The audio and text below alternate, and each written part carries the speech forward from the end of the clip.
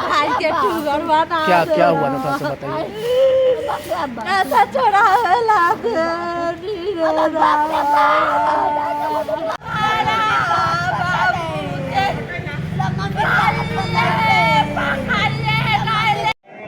एक कैदी है जिनका नाम रवि रंजन उर्फ मूसा है, जो कि बराठी थाना क्षेत्र के रंधा गांव के रहने वाले हैं।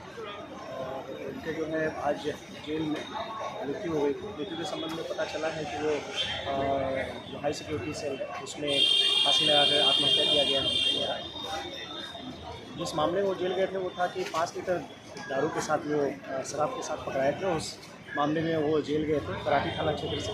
फिर पुनः जब उनको जेल भेजा गया, जेल में फिर वहाँ से इलाज के लिए अस्पताल लाया गया था। अस्पताल में आने के उपरांत वो फिर वहाँ से फरार हो गए। फिर फरारी का जो एक मामला दर्ज किया गया था टाउन थाना में हाजीपुर में, उसी कांड में फिर से उसकी गिरफ्तारी हुई 2 दिन पहले और फिर उसे भेजा गया था जेल में। और उसके उपरांत जो है इसके द्वारा ये घटना घटित की गई।